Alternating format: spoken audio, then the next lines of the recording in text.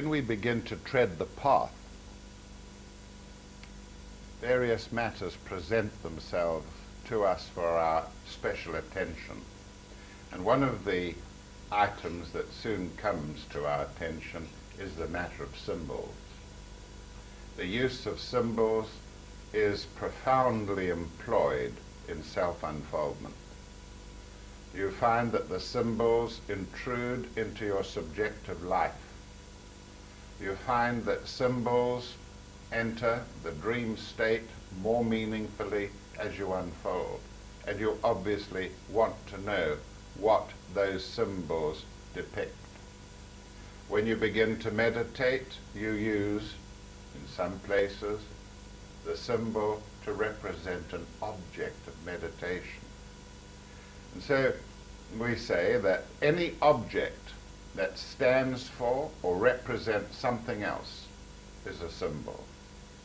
And some of the symbols that have been used through the ages are incorporated in our lives today. We draw up at a traffic light, and we know that that traffic light is a functional instrument given to us to help us control traffic. When the light flashes green, we go. We don't have to read the word go. We know that a robot or a traffic light flashing green means go ahead, and we know that when it flashes red, it means stop, halt. And it also depicts danger. So that's what we mean by a symbol. Any object that stands for or represents something else. And the red light represents all those things that I suggested. But another great symbol that most of us are aware of is the symbol of potency, but we always associate it in different ways with, for instance, biology. In biology, that means male, whereas this symbol here means female. We all know that. But when we turn to psychology, we find that that tends to represent masculinity. Masculinity. And so it is an object, very definite shape to it, with a protrusion and from a circle. So in psychology, that object or symbol represents masculinity. When we come to another branch of knowledge, understanding, like the matter of astrology, we find that that symbol represents the planet Mars, and it also, therefore, under the heading of Mars, represents other things. This object or symbol represents the phallus, the male phallus. And the phallus is erect. It is the erect phallus. And it represents that in astrology, and nothing else represents the erect phallus. Therefore, it is the symbol also of potency. Potency. If it's not erect, it won't produce the effects that the erect phallus should do. It also represents things that go into. Things that go into, and it also represents things that come out of. Things that go into and things that protrude from.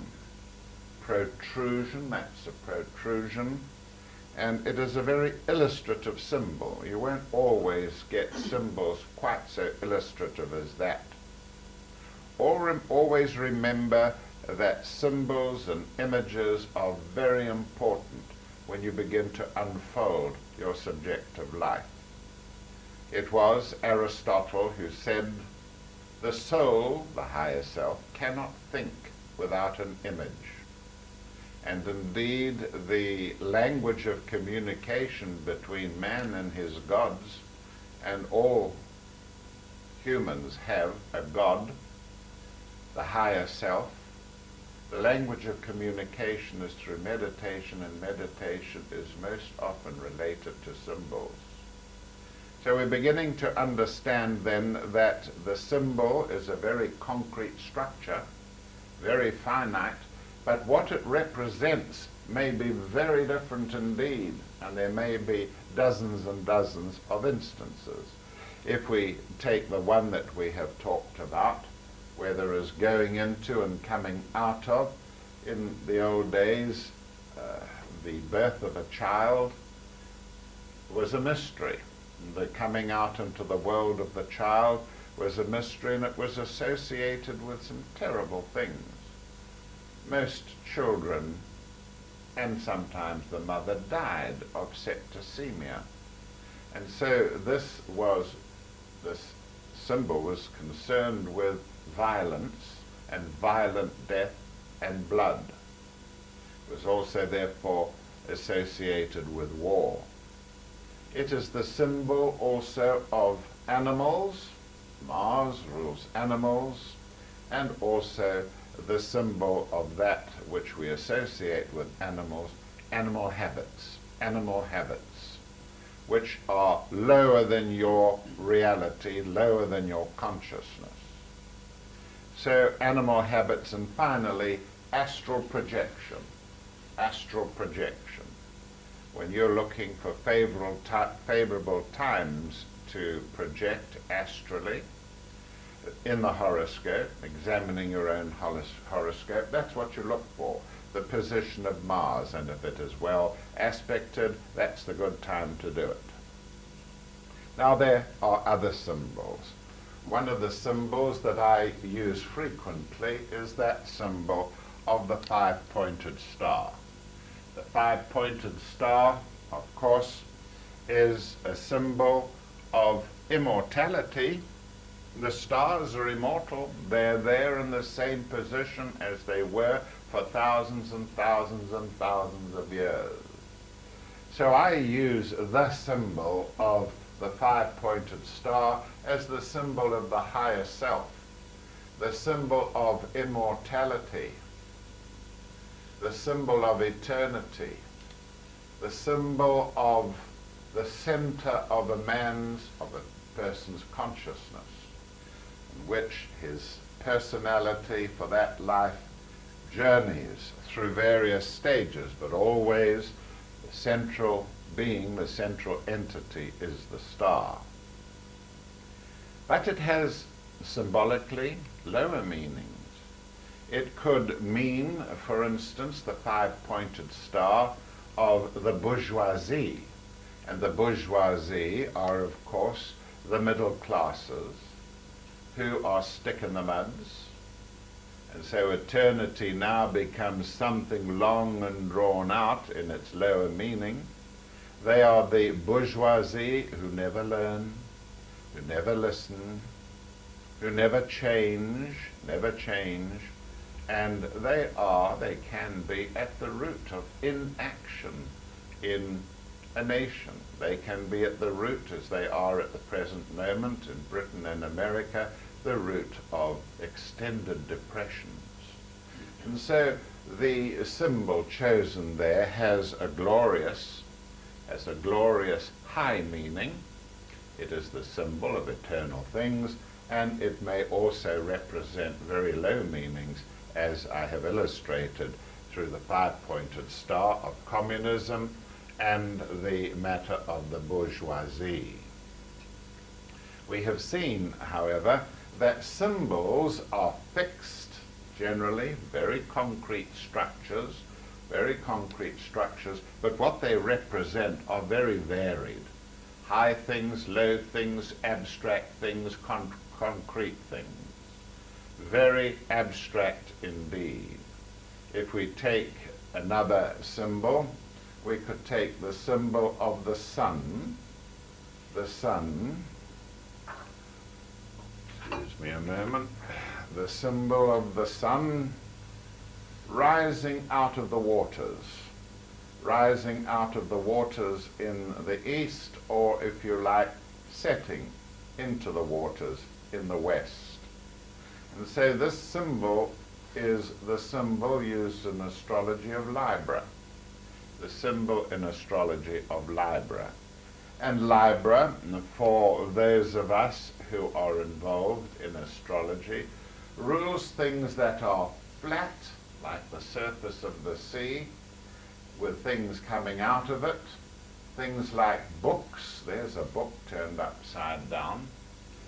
The symbol of Libra also rules things that are stacked up, like a deck of cards. Things that are laminated, where the glue is put between the layers and the layers make one whole. And so I think from this we can see that symbols are very important. A symbol can be flashed to you. A symbol can be flashed to you or shown to you or flagged to you from one ship to another, and it could tell you an enormous number of things. And when people meditate and bring through enormous stacks of information, and you say, how is this possible? The use of symbols enables it to be made possible. Because a symbol may express or suppress an enormous number of meanings, and that is just how meditation works. Here you could talk not about the rising of the sun, but the rising of your ambitions. The rising of your ambitions. And that is a very abstract thing. And if you had that symbol flashed to you in your dreams, it might indicate that the higher self is trying to tell you that, through that particular symbol, that the setbacks that you have had are at an end, that the sun is going to rise, that ambitions are going to rise for you. The dawn of a new age, the dawn of a new consciousness in you, the dawn of a new consciousness in you. And so we see then that symbols have great value. In a way, poetry is symbolic. You use words in poetry very carefully. They are not used just like ordinary prose, where a word means what it says.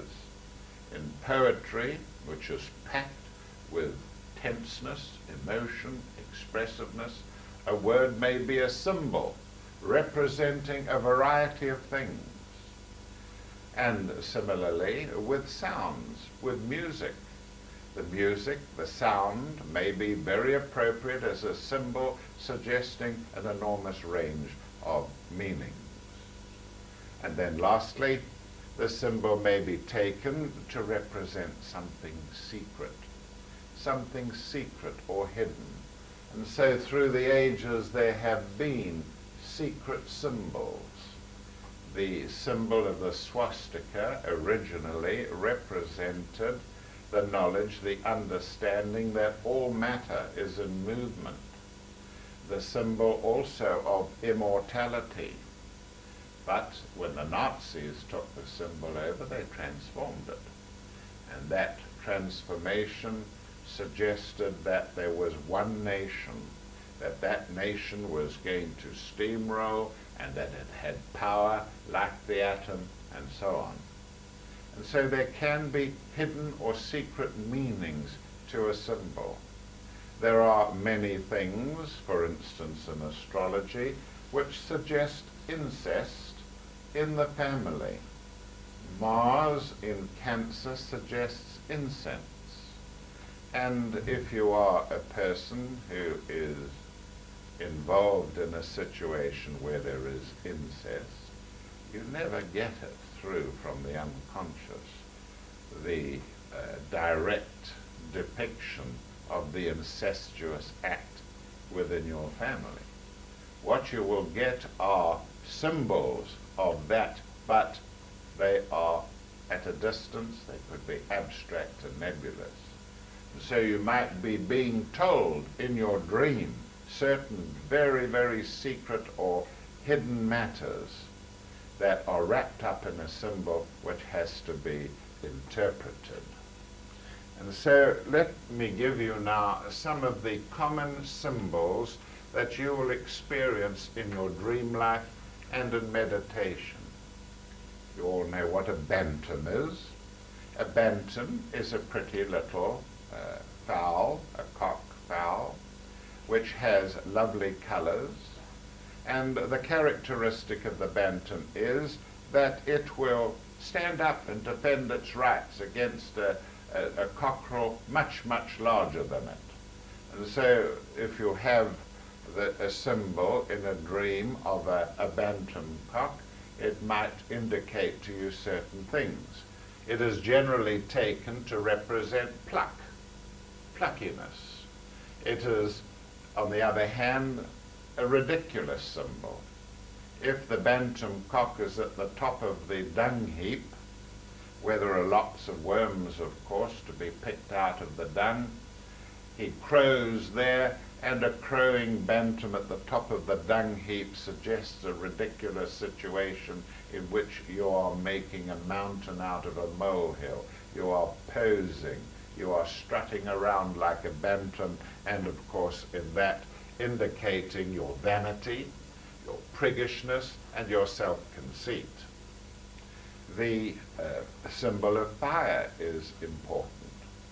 Fire may mean spiritual fire, in which the higher self, the monad, is trying to flood you and change your consciousness. On the other hand, you may have a very mundane thing, like a house burning with fire. Burning, fire, being eaten up by fire. And if the house is your personality, then the fire burning the house is arrogance. And so pluckiness on the one hand, arrogance on the other. Many symbols come to us from great teachers. Erasmus depicted various symbols. One of them was an anchor which is let down by the ship and, of course, sets itself in the mud like that and is made of very heavy material. And so the anchor is regarded as the symbol of slowness, of dragging.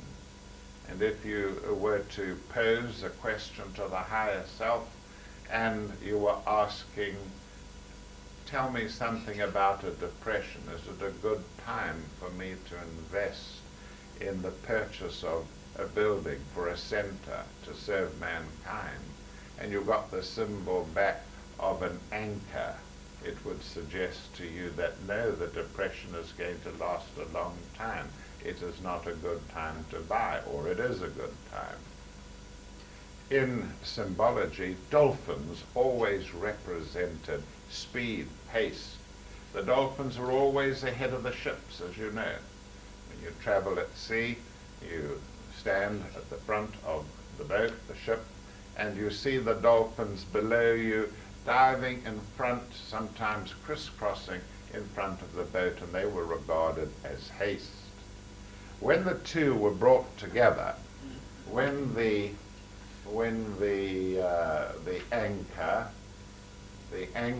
and the dolphin, sort of jumping around the anchor, were brought together, it represented the symbol of make haste slowly. Make haste slowly, meaning by all means go ahead, but for goodness sake, don't leave anything out. Make sure of everything you do. And so it was a symbol of a very famous printer in Europe, the printing house of Oldus.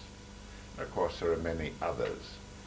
In the desert in Egypt, or virtually in any desert, which suggests warmth and insects, the beetle, the scarab beetle, was always a point of fascination to the ancients.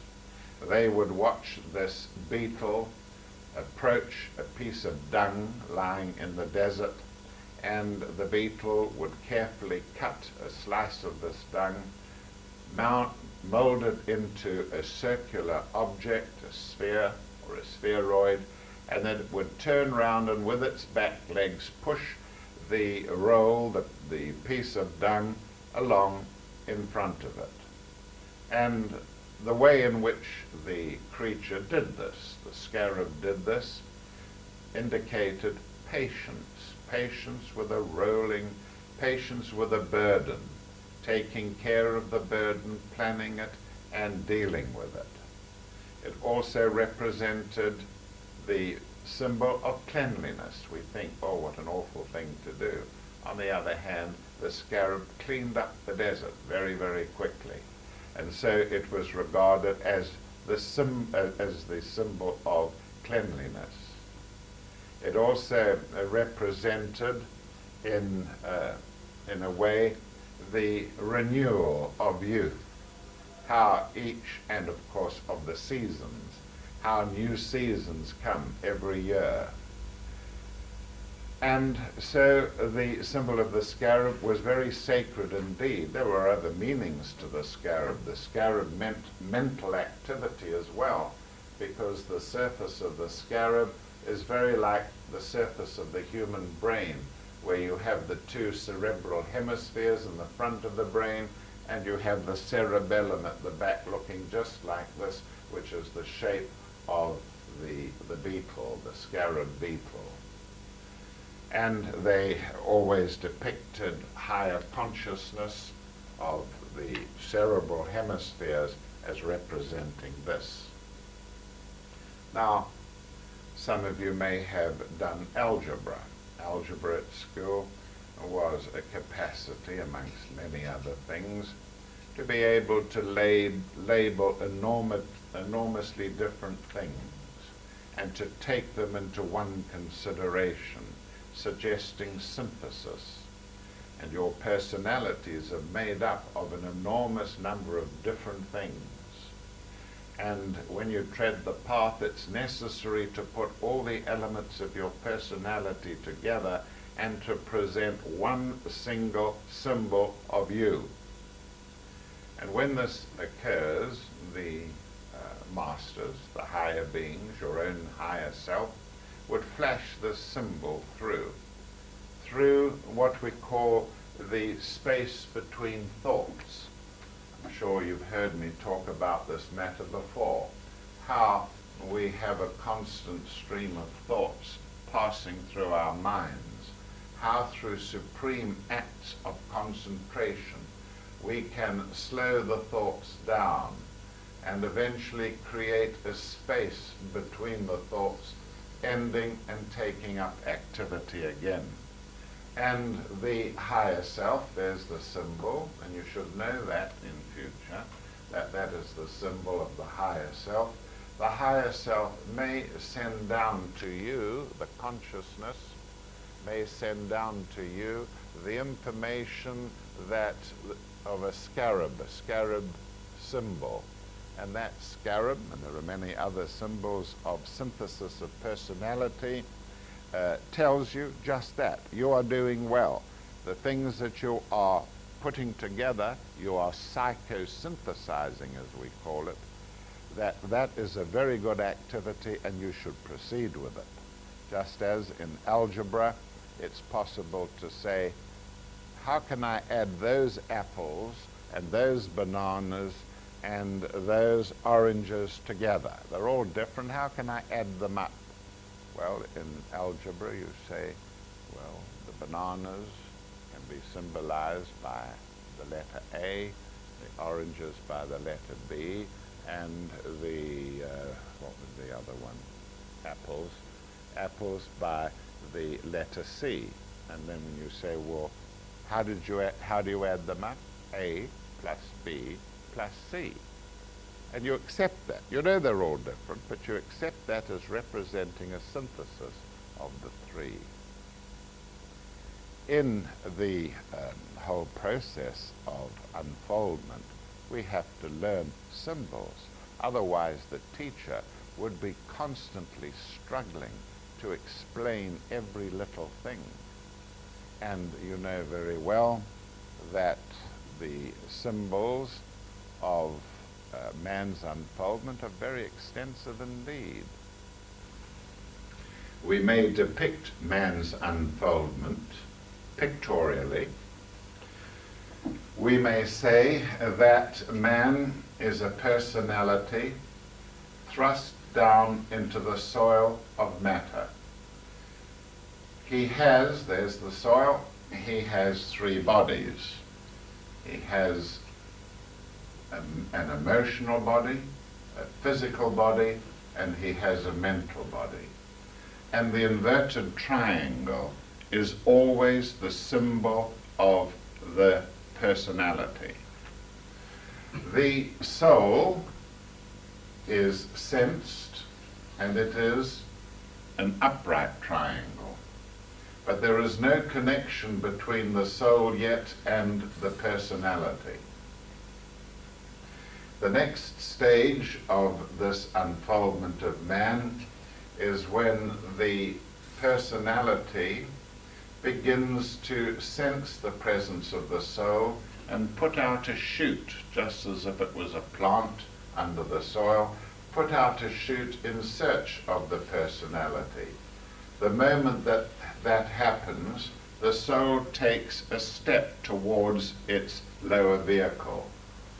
So you will have the movement of the soul towards the personality, and the personality is beginning to build a bridgehead, which is called an antakarana in Hindu terminology. We call it here, rather foolishly, the rainbow bridgehead between man's personality and his higher self or soul. And so the next stage will be when the soul is even closer, when the personality is reaching high levels of development and putting out part of itself, the spiritual part of itself, towards the soul, and there is contact. The bridge between the soul and the personality is begun. The next stage would be the soul coming closer still, the personality now broadening its bridgehead. And so the process goes on, and you have the soul beginning to come into direct contact with the personality.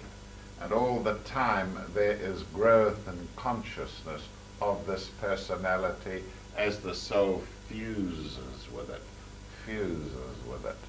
And then the actual overshadowing of the lower nature by the higher nature, and eventually giving the perfected man, which is the symbol of the Star of Bethlehem.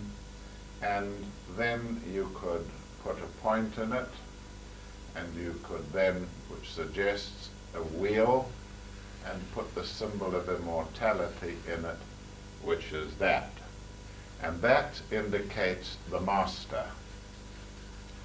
And of course, you see the obvious likeness to the matter of a growth of a plant. And in the plant, you see how the seed is thrust into the soil, how there then begins to grow the roots and the stalk. And so the lower nature below the ground grows up, and you get the formation of a higher structure which doesn't need mineral salts any longer, but is able to draw energy from a different source, from the sun here. And so there is photosynthesis.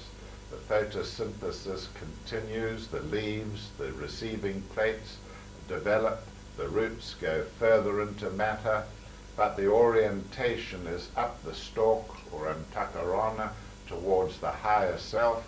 The leaves begin to form a bud, the root is still competent, and then you get the extraordinary phenomenon of the bud beginning to burst into flower, and that is the opening of the egoic lotus, the lotus of the higher self, now being pushed into full expression by the personality embedded in matter, and then you get radiation of the higher self, increasing the aura of the entity, and so on. And so these symbols are very practical, and if I'm teaching in a class where very advanced instruction is required, I don't have to talk about a personality that has begun to sense the the nearness of the soul,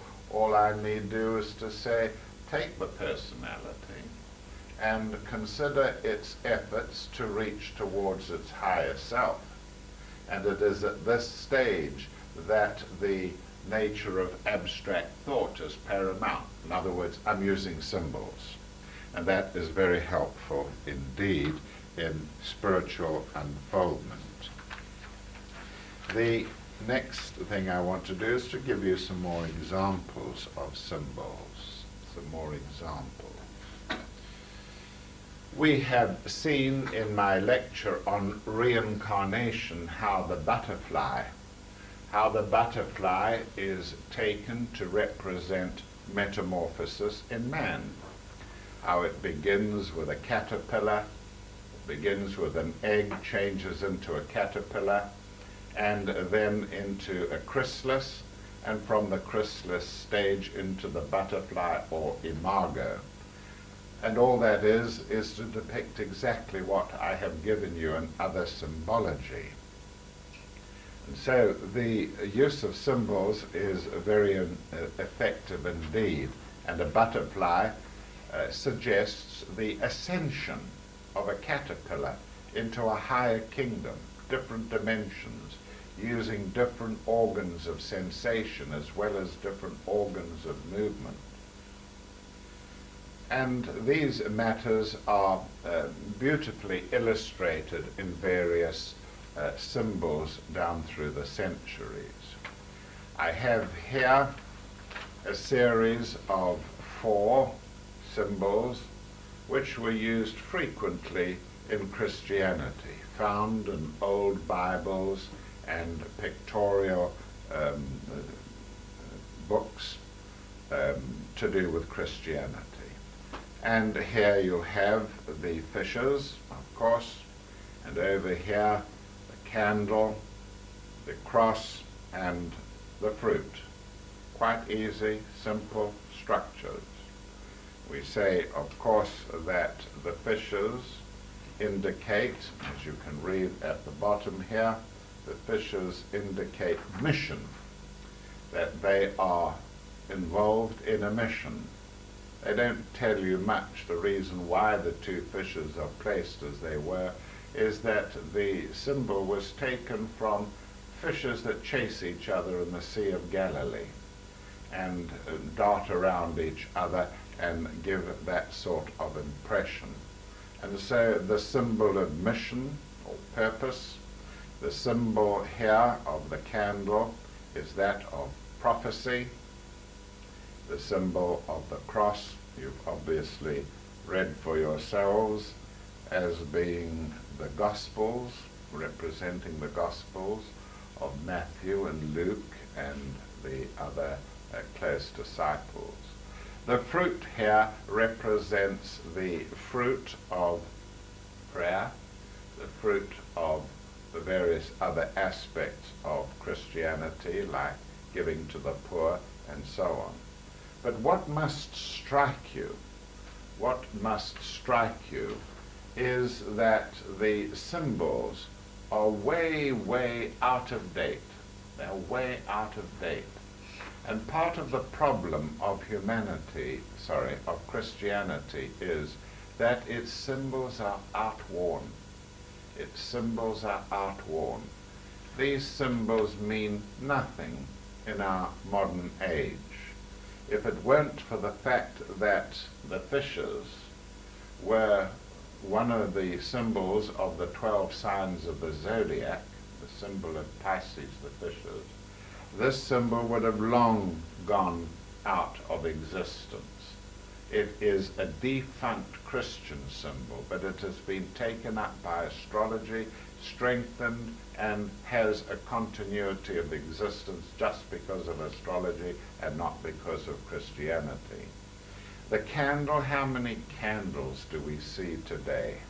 We know what they are because occasionally our lighting fails, and then out come the candles, and we're fascinated by them, but they are no longer an adequate symbol.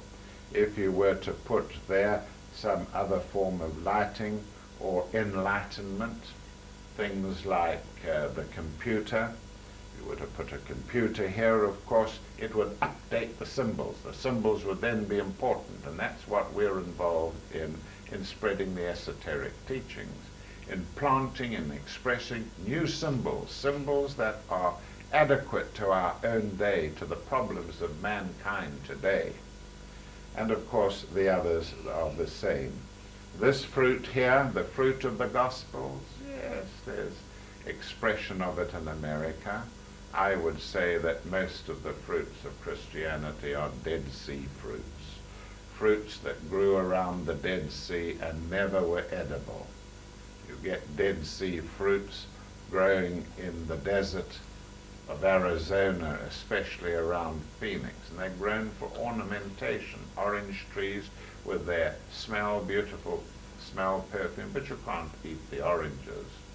And that is typical of these Christian symbols. And one of the great problems of the Christian church, probably explaining why it's going down the road to ruin, is because its symbols are not being regenerated. Not being regenerated. The Catholic Church, of course, still struggles against its heavy, very, very heavy karma. The karma of the conquistadors in South America, the horrifying things that they did to the population there, the inquisitors in Europe who condemned thousands to be burnt alive, and so on. All this heavy karma, of course, drags the churches of Christianity, and especially the Catholic Church, down. And I certainly don't want to be part of that evil karma. But still to this day, the use of the candle in the Christian church is paramount. In the Catholic Church is paramount, and they keep pushing this worn-out symbol in the hope that it will help to regenerate the church. And so you can see then that symbols can be powerfully used in a religion, powerfully used in a doctrine, in politics, and elsewhere. If we have a look at this particular picture, it shows, in fact, the picture of the scientific age. On its own, the various materials that are depicted here by a French artist as representational of France are not very much at all. It's just an ordinary, you might say, well, that's just an expo somewhere. But the moment that you introduce, the living, ongoing picture of the Maid of Orleans, or Marianne as she was called, originally evolved by an occult society, the symbol of France. And when you see pictures of the French Revolution, you see this maid leading the reformers on into violence, into change. The moment that you put her picture in there, the whole thing changes completely and adopts potency, youth, vigor, and so on. And so the powerful use of images. The swan. How would you regard a swan? Swans are very lovely creatures. They are the symbol of serenity, the symbol of serenity. And the swan not only depicts serenity, the way it sails along unruffled, not only the symbol of serenity, which is an indication that your meditation is working. If you have knowledge of swans, if you have seen them, if you have been amongst them, that will be the symbol that will be flashed to you, or one of the symbols to indicate that you are achieving this calming state of personality, enabling meditation to occur effectively. And swans have a calming influence, a calming influence. When Socrates was due to die, through having to take the hemlock, he had a dream one night of a swan coming into his life, and the next day he met Plato for the first time, and that was an indication to him from the higher self that the swan, which is the great symbol of calmness, serenity, and so on, would come into his life, and who would take over the work that he had begun, which was absolutely true.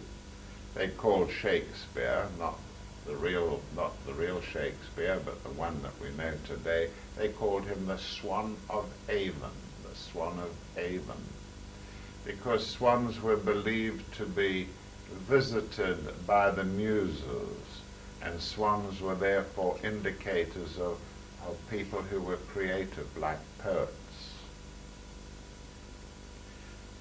Our own symbology differs from person to person. Yes, as a root race, we have got a similarity of symbology, but it varies from individual. When I have an experience of a tree coming into bloom, or a bush coming into bloom with flower, and a person picking the flowers or admiring them, I know that that person has reached the climax of his or her life and is due to die shortly. I had the experience with my brother, who was picking the extraordinarily beautiful flower that grows in South Africa called poinsettia. And I knew then that something was amiss and that he would not have long to live. Dragons spitting fire are obviously more suited to the Orient, and indeed such spitting of fire indicated that the dragon was the symbol of arrogance, the symbol of arrogance. Now you will say, well, what is the practical purpose of all this business about symbology? And you know that the higher self, see how easy it is for me, how easy it is for me to express myself by merely putting a symbol up there, a five-pointed star. The higher self would like to be in touch with you, seated at your desk. What is the purpose of the symbols then? Well, I suppose most of you here in the audience today could count no more symbols that you were sure of than the fingers on your hand. Very few people are aware in their dreams and their meditations of more than 10 symbols for sure. And so it's like sitting at a typewriter.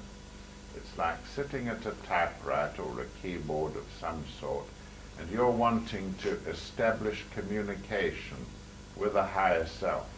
And the higher self would also like to establish communication with you. But how will it do it? Must it learn the language that you are involved in this life? The last life Chinese, and the life before Mexican, and the life before, and so on and so on. Every time a personality is born, must the higher self, the immortal part of you, learn a new language and become involved in the new habits, and so on. And so we say that there is a keyboard, and it's a massive keyboard with all the symbols necessary, even if they are now silent in the brain, all the symbols necessary for this communication to occur. Both ways. But unfortunately, this particular person has not got a fully functioning board in front of him. He may have only 5 or 6 symbols working effectively in his nature, because he hasn't meditated long enough He has not identified symbols. He doesn't keep a spiritual diary which gathers them together. And so instead of the communication being vast and accurate, the communication is often garbled and unsound. And the purpose then of symbols is to provide this keyboard to higher knowledge with more and more functioning keys. That is not a difficult matter to understand. So we see that indeed the matter of symbols has great use. We will be stretched from time to time. The moment you begin to meditate, you find that you can recognize symbols. You can have a symbol in a dream, and you can relate it immediately to an event that is occurring in your life. And of course, for us in the West, as opposed to those of us who are in the East, the symbol that strikes us most is the symbol used in our fifth root race of the automobile. In America, it is far more prevalent than here in Britain. But when I first came to Britain in 1959 from South Africa, where I was brought up, when I first came to Britain in 1959, I lived in Regent's Park Road. And as I recall it, there were about 4 cars in Regent's Park Road, which was quite a wide road, and these 4 cars always had parking. 10 years later, it was hard to get a parking place in Regent's Park Road at night. And 20 years later, well, there's pandemonium there, parking up side streets and goodness knows what. And so the automobile, and I was talking about the automobile as the central symbol of communication with a higher self, the automobile is very important in the Westerner's life. And so a range of, a flow of communication can be established around the symbol of the car. The symbol of the car is the symbol of your personality. Your personality that is being used by the driver. And a comparison of the intelligence of the car with the driver is a comparison of your awareness with that of your higher self. And so when you begin to have dreams that you will record, of course, in your spiritual diary, and they are concerned with an automobile in which you are driving, the automobile represents the personality being used by the higher self, and it tells you things. It tells you important things. It tells you important things about your own car.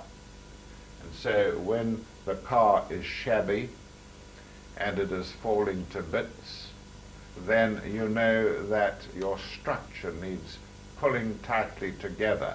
You need to work on your personality. If the personality or the motor car, the automobile, cannot be controlled by the driver, so that when he puts his foot down on the brake, the car does not respond, it continues going in the wrong direction, the higher self is lacking in control. You will have these experiences, mark my words. If you keep a spiritual diary and you want information from your higher self, this is the way it is given in the initial stages of spiritual unfoldment.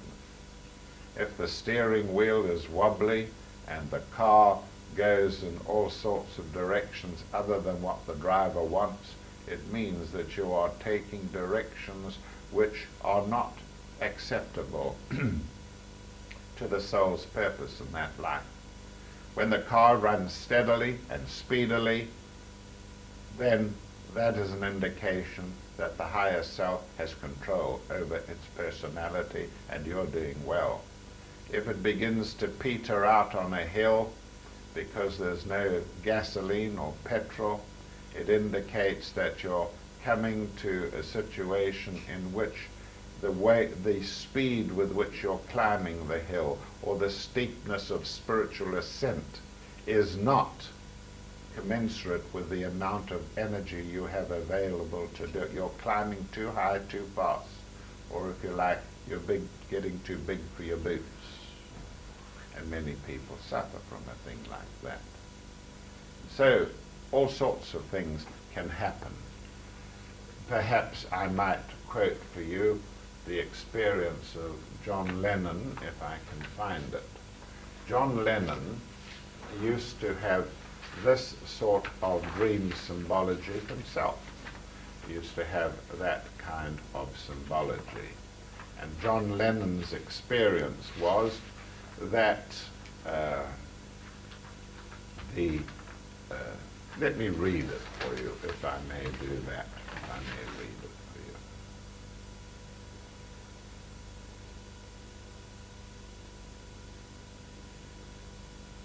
you. I first of all refer to my own experience and then to that of John Lennon. There was one action involving the car in my dreams that I could not grasp. Why would a driver get out of the car, another car? Why would a driver get out of a car and go and sit in another car? What possible meaning could that be when you see somebody get out of a car and go and sit in another car? The clue came from John Lennon. He used the same symbology as many of us do. He was asked about death, and he said death never worried him. He believed in reincarnation. All death was the getting out of one car and getting into another. And he was being told by his higher self that there was going to be this event in his own life.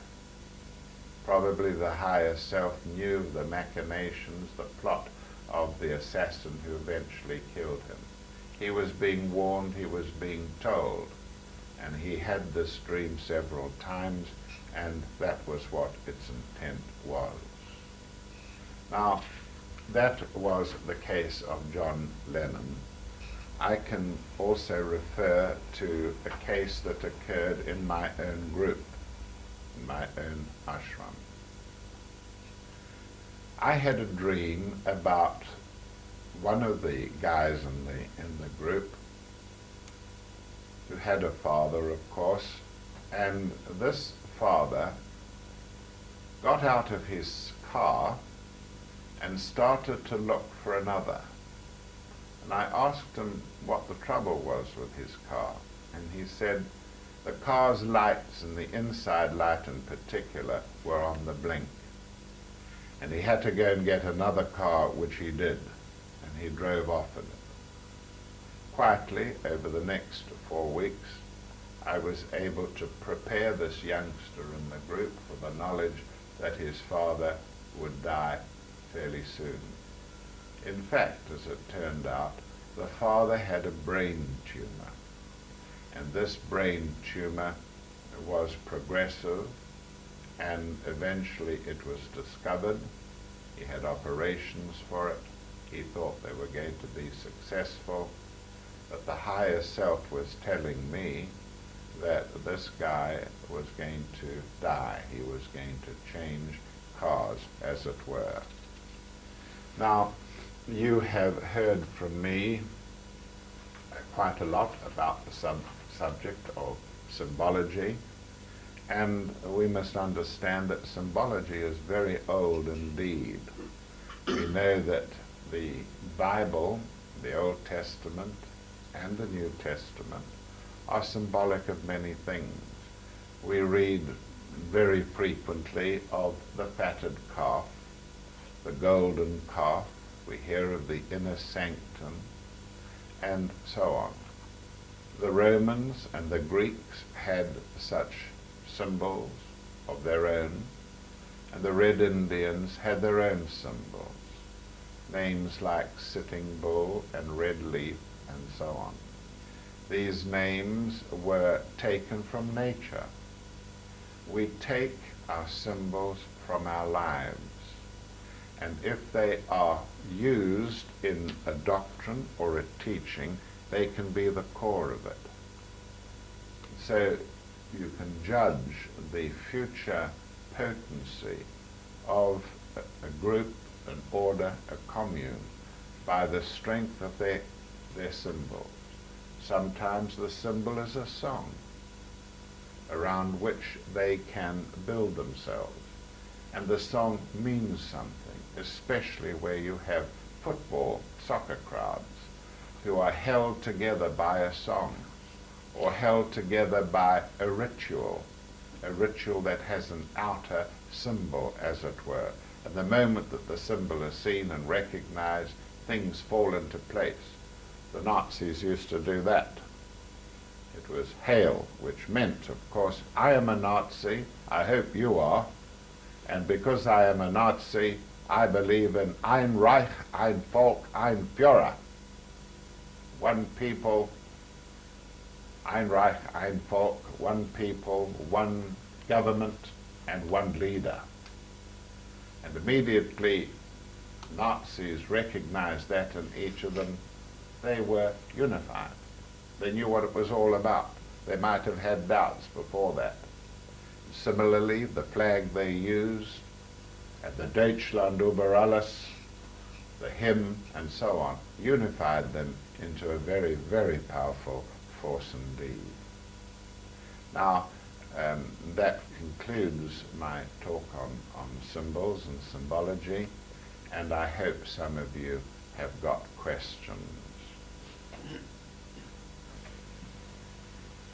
Can you tell me some of the symbols used for immortality?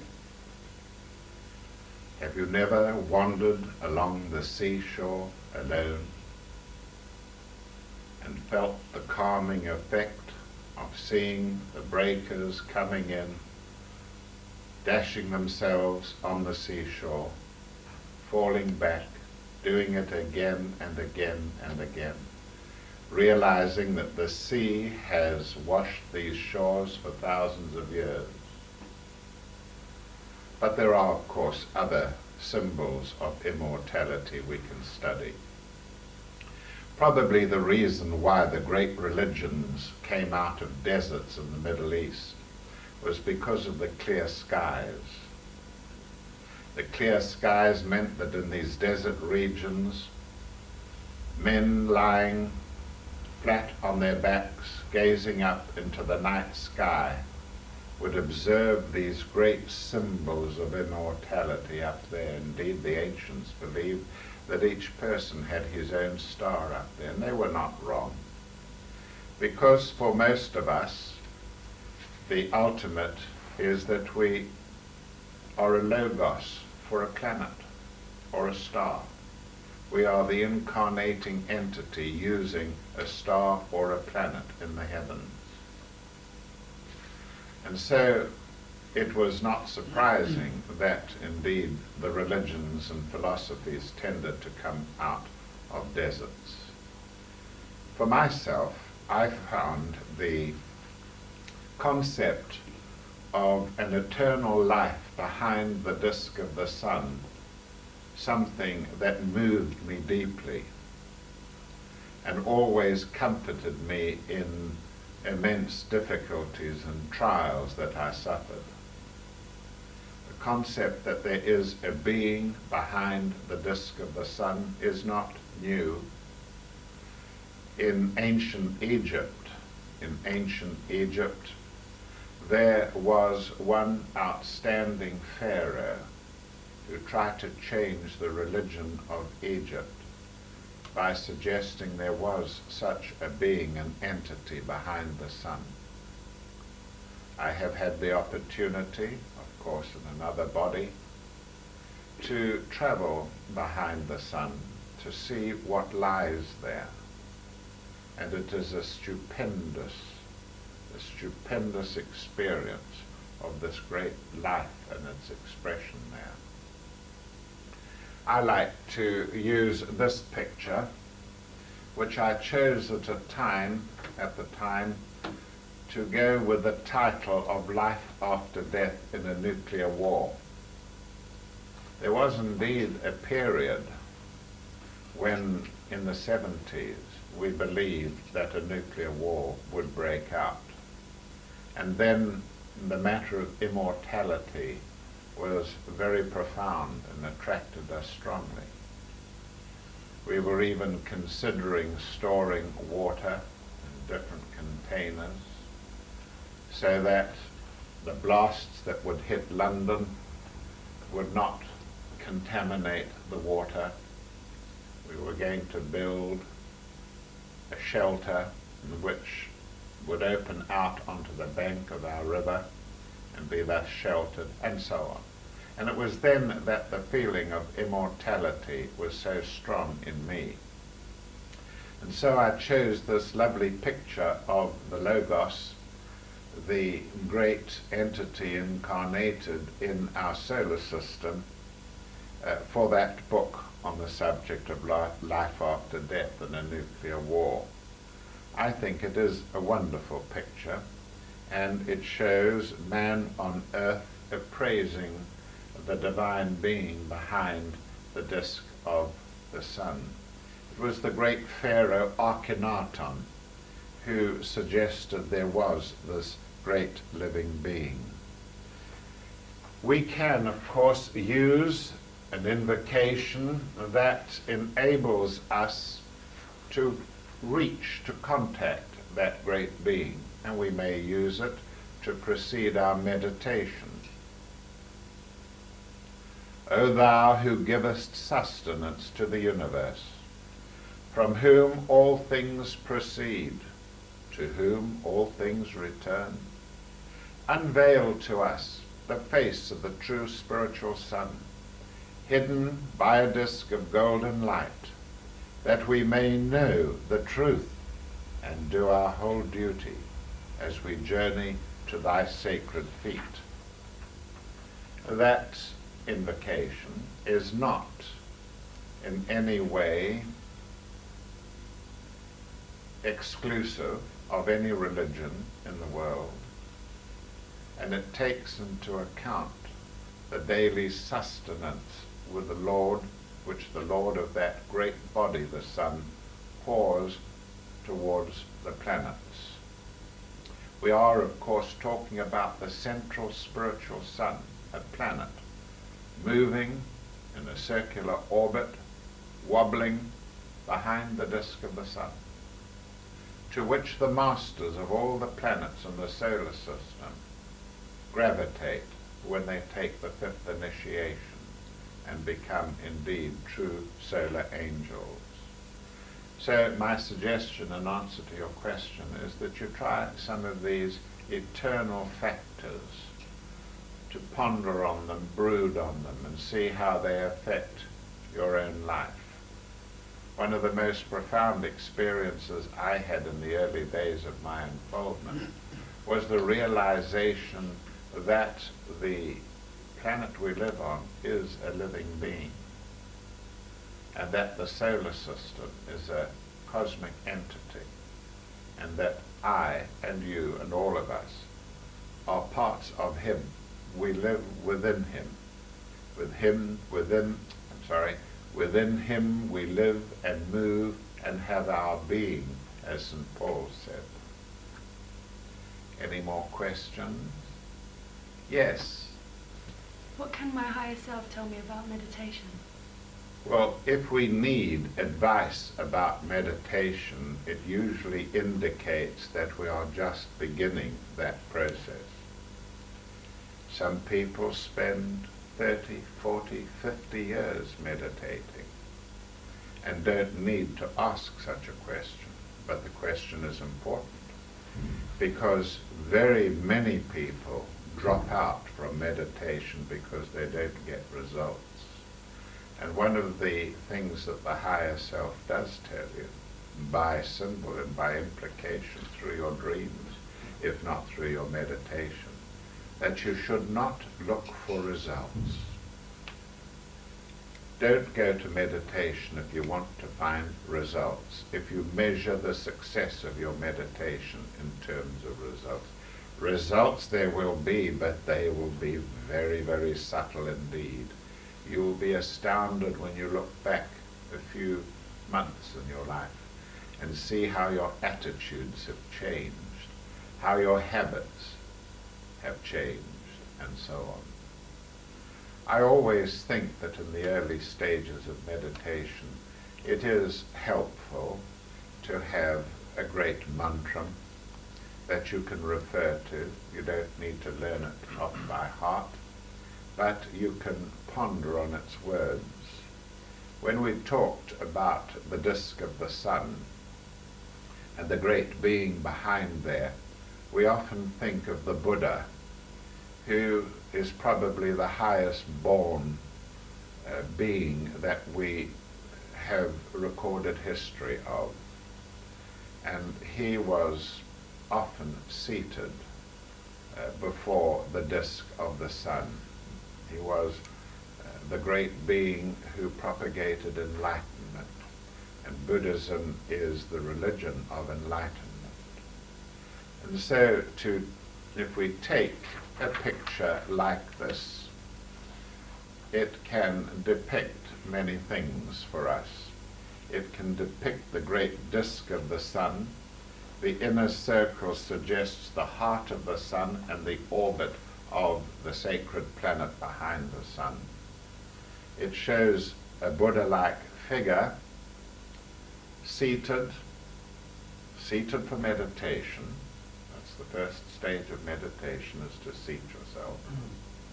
He is composed, he is serene as a swan. He is composed, serene. His attention is with eyes turned up beneath closed lids. His attention is focused on the space between the eyebrows, which is depicted. And then below comes surely the kind of words that the higher self would put to you. Close your eyes and you will see clearly. Cease to listen and you will hear truth.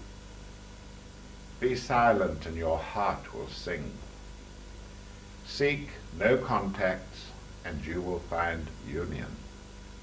Be still and you will move forward on the tide of the Spirit. Be gentle and you will need no strength. Be patient and you will achieve all things. Be humble and you will remain entire. Very famous words. They can be very effective. They could almost be said to stream from the mouth of the higher being. Remember always, however, even when studying a picture and a mantra like this, remember that the higher beings have no form. And if you were judging by results, and you were told that the master had a form, well, you would not be very happy with that. The masters don't have forms themselves, but they use form. And they may present themselves as a form within the dream, may present themselves as an illuminated being, or like the great master Jupiter, who was famous for projecting himself into a very mundane form, like a traveler on the road or a merchant. The masters use form, but they themselves are arupic. Now the great achievement of this millennium is that it is believed that masters will walk amongst us, that they will totally overlord. I use the word overlord.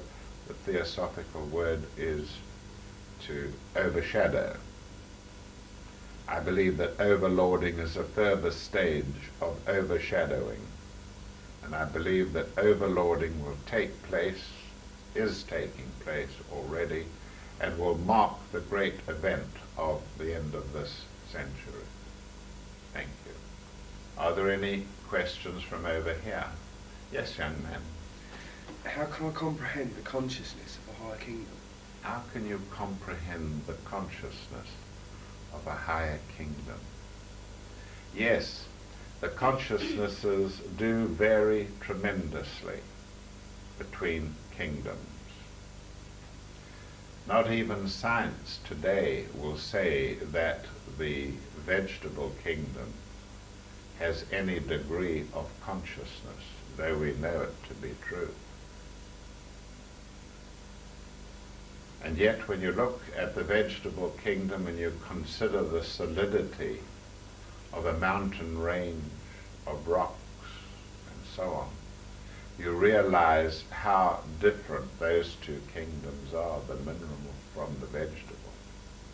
It is the occult teaching. Lately there has been proof of it, some proof of it anyway, that it is the occult teaching that the plant kingdom is conscious to a certain extent. We see something of this in the various aspects of biology where plants will withdraw from heat, where they will withdraw or approach other things like light, turn their heads away or towards light, open and close their flowers. Of course we know these things. Science would say that they are all chemical reactions. We know that there are two chakras in a plant. One in the meristem, where growth occurs, and one in the tip of the root, where growth again occurs, just behind the tip of the root. Two chakras. Whereas, of course, in the mineral kingdom, there is only one chakra in a gemstone. Now, when we get to the animal kingdom, there are three chakras functioning in a domesticated animal, like the dog. But as I always say, when you seat the dog down at a chessboard and you ask the dog to make the first move on the chessboard, you realize how enormous the difference is between the animal kingdom and the human. Yes, humans have a kingdom that is overlapped sometimes by the domestication of animals. We domesticate our animals, we coax them, we love them, we pet them, we flood them with our auric energies. They take our auric energies and substance and build them into their own astral bodies. And so, through domestication, develop a primitive astral body. And through this they are able to feel things that the wild animals cannot feel. And so, even though they overlap into our own kingdom, they are nevertheless very primitive indeed in intelligence. They may sense the events that lead up to death, for instance, but the animal does not know anything about death, whereas the human entity does. Knows it, senses it, struggles to avoid it, propagates himself in enormous numbers, or has the capacity to propagate himself in enormous numbers, and so on. And so the human kingdom is considerably in advance of the animal. And we must similarly look on ourselves as being individuals struggling to get out of our kingdom, like the domesticated animals. They were coaxed, we are coaxed. We are coaxed by the beings of the next kingdom. They coax us. And we are encouraged to practice the kind of things that they do, like thinking abstractly, like feeling intuitively, by manifesting qualities like compassion, inclusiveness, and divine persistent will, the capacity to concentrate, and so on. are divine qualities. They are the qualities of the gods. And we, when we tread the path, we are virtually saying we are entering realms beyond our borders. And we are wanting to be coaxed.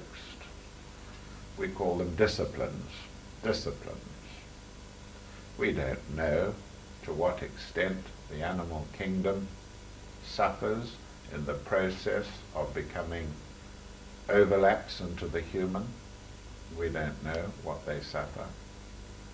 But I can tell you this, there are going to be great advances in the animal kingdom. There are going to be advances in which genetic engineering will take place, and certainly within a few thousand years you will find that some of the highest domesticated animals, like the dog, will learn to make primitive speech, which in itself is a tremendous step forward. We have to communicate with the next kingdom as well. We have to communicate just as domesticated pets communicate with their masters. We have to learn that language. The language of communication with the gods is meditation. It is the language of communication with the gods. I suppose I can't really answer your question except to say that you must visit that kingdom. It is available to everyone. It is available with the equipment that you have now. Not an equipment that is enhanced by drug taking, not enhanced by alcohol or any of the primitive comforters that we use in our kingdom. It requires just plain, straight, simple, forward propositions to recognize that this world is mainly illusory. We are confused, of course, by such a term. But when you study it scientifically, when you look at it from the point of view of the higher beings who often grieve that we should be so upset about death and so attached to the material things of this world. And it is that sort of attachment that brings us back again and again into incarnation, to learn that although we may use what the earth has to offer, what we use is not our property. We may buy it and sell it, we may abuse it or cultivate it, but the things of this world, of this planet in particular, are not our property. And it's that kind of principle that we have to absorb in order to take those steps into a higher kingdom. We must learn to appreciate what contacts we have with the kingdom of the masters, the kingdom of the angels. How many of us appreciate the fact that most of the literature, the artistic achievements, the poetry of the world has been conveyed, if not entirely, supported by the masters. The ancients were aware of it, I'm aware of it today. John Milton, a wonderful Latin scholar, nicely educated, wrote probably the most famous epic in the English language, which we call Paradise Lost. John Milton would gather his daughters to him, one on either side of him. He was nearly blind, and they would pen it down, and he would just shut his eyes, and out would pour this language, this magnificent language, which is always set in advanced English as part of the course because of the beauty and the imperiousness of this language. And so we don't really take up all that is offered us from the higher kingdom, mainly because we are not encouraged to do so by the kind of civilization that we live in. Joe, I wonder whether you would turn this sheet over for me, please. I have here a chart indicating the variations in consciousness, the variations in consciousness of the different kingdoms. The mineral kingdom, where I told you there was one chakra functioning, especially in gemstones, the plant kingdom, the animal kingdom, the human kingdom, and the spiritual kingdom.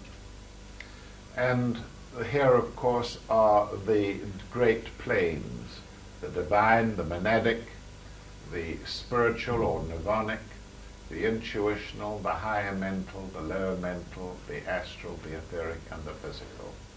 Let's look at man first. Man first. He has a physical body, as we know.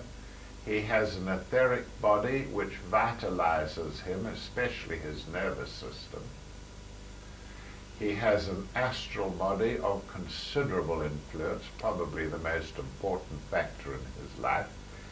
Most beings are emotional, though when you start to aspire to higher kingdoms, you're taught to control your emotions and allow them not to dominate the life, and to keep away from people who hemorrhage their emotions.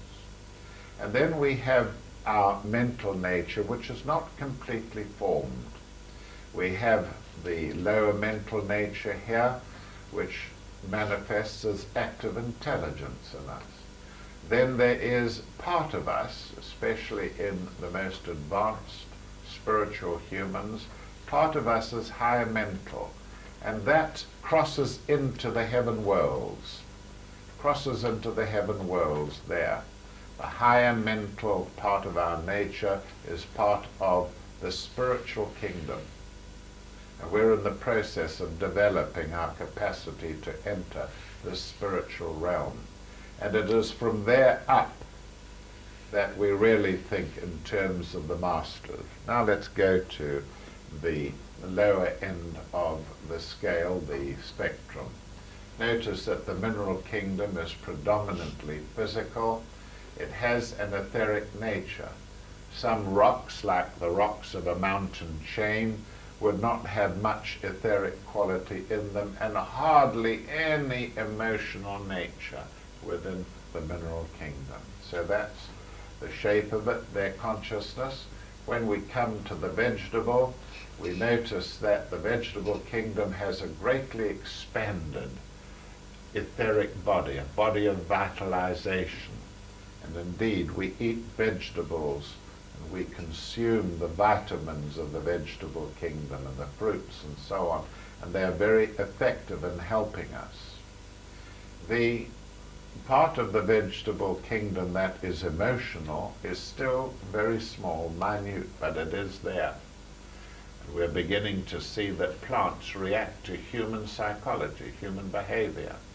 When we are harmful in intent, a plant can be shown to blanch, to withdraw its consciousness from us in fear when we manifest awesome fiery temper.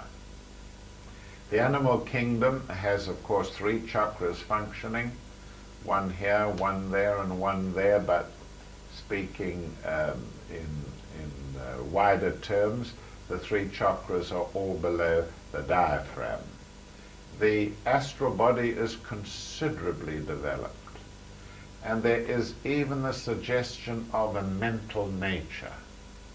They are not self-conscious in the ordinary sense of the word, but they are beginning to become self-conscious. They are beginning to assume responsibilities when they become domesticated. And here is the human with his physical body, his etheric, his astral, his lower mental nature, and his supramental or higher mental, capable of practicing abstract thought.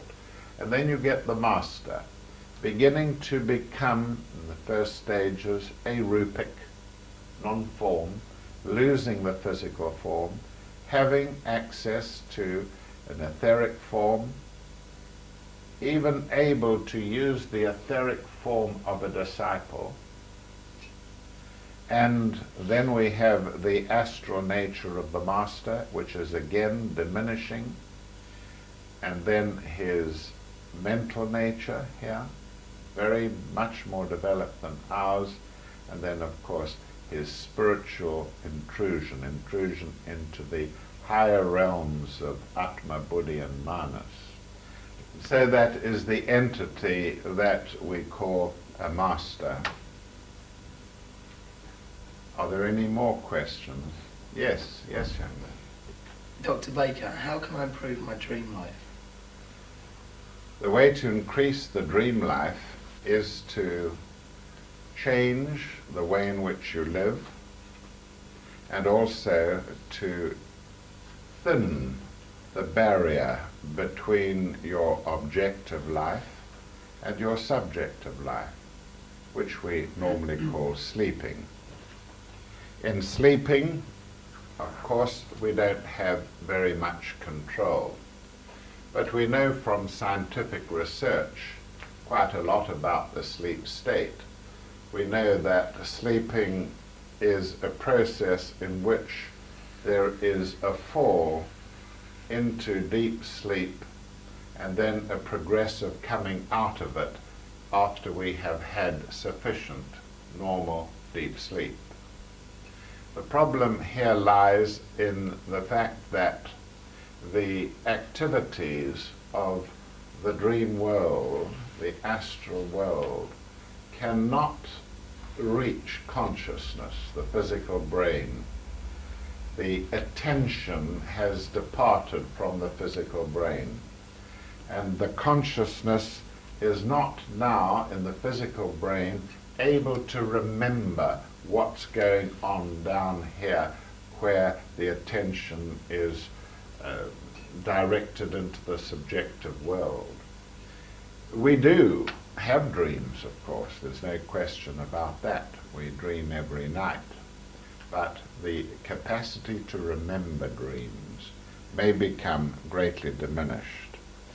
So what we need to do is to learn to break the night by coming back into consciousness deliberately, and so we can go to sleep in the normal way and become active again in the normal way by breaking the sleep so that the fall into unconsciousness is not quite so deep. That fall is lost. And so the tendency is to sleep more lightly, not to sink into the great trough of unconsciousness, and to be vaguely aware of what is going on both in your bed, in your bedroom, and also what is going on in the subjective world. And the way I teach it is to suggest that in the middle of the night that you get yourself up. At first you might have to use an alarm clock, but the moment that you begin to orientate yourself towards the master, towards the higher self, he will help. He will help, and the trough will lessen.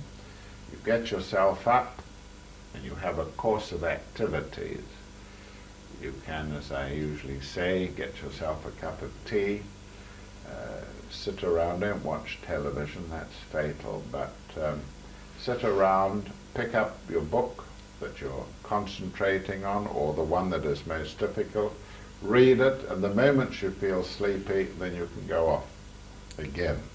And the effect of that will be that you will not sink into the trough, and you will tend to remember your dreams, especially here, which is the most important dream position, the waking state.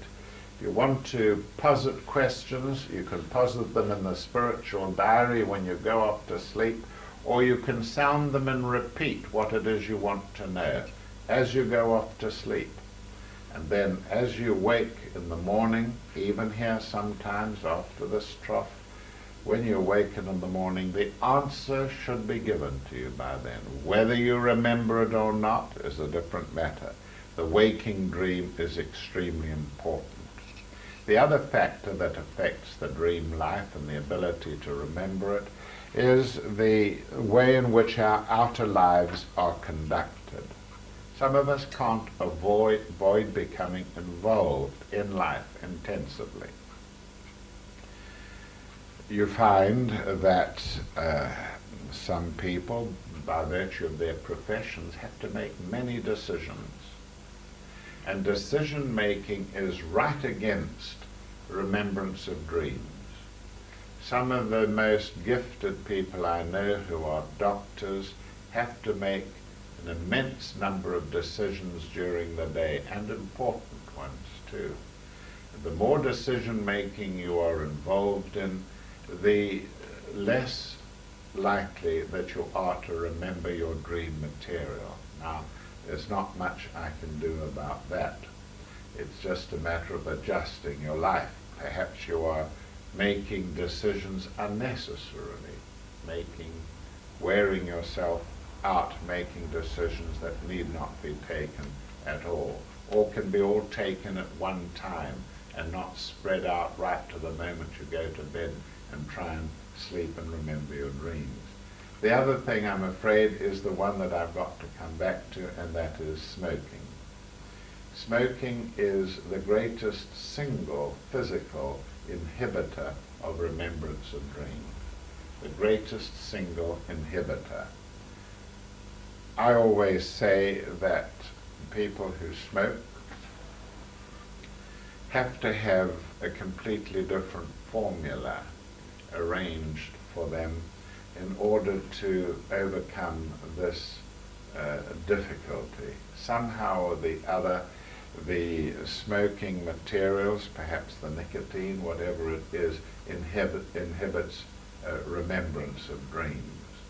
I've never worked out a way of compensating that, nor would I like to share the karma in giving advice as to how people can obtain spiritual growth with the problem of smoking. It is a difficult problem, especially for you, but I don't know how it can be circumvented. So, remembrance of dreams. The spiritual diary is, of course, immensely important. If you are engaged in a continuity of events which may reach through several weeks or several days in your diary, the master will want you to fulfill the job, the work, whatever it is. We are beginning to give out tasks from our own ashram to people to complete. The moment they are given something important, you find that they tend to have a dream life that begins to be consecutive in memory. It is greatly improved. Then there is such things that happen in your life like trauma, pressure, stress, depression. And some individuals that I know have had a complete transformation of their dream life by being very, very much involved, pressurized by the kind of activities they are involved in as personalities. Now that's all right if what the work you are doing is service work. If it is orientated towards assisting humanity, then the pressures are worth bearing.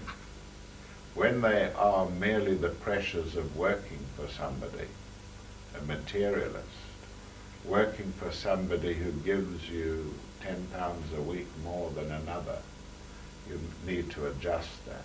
You should never work for individuals who are materialistically orientated if you can find a work that is more sympathetic to the esoteric, and even if it means you have to take a cut in salary. These contributing factors will improve the dream life enormously. Well, ladies and gentlemen, I hope you have enjoyed the brief glimpse that I have opened for you into the matter of symbology, probably the most important aspect of the early disciplines of treading the path, the ability to handle the language of communication between the two kingdoms. Symbols are important. Mankind would never have built an object like a pyramid, the Great Pyramid of Giza and the others, if they did not mean something of value. They do mean something of value. They did to the ancients. They were great symbolic points of focus of attention. Ships could see the pyramids flashing the light from the facings of their brick front miles and miles out at sea.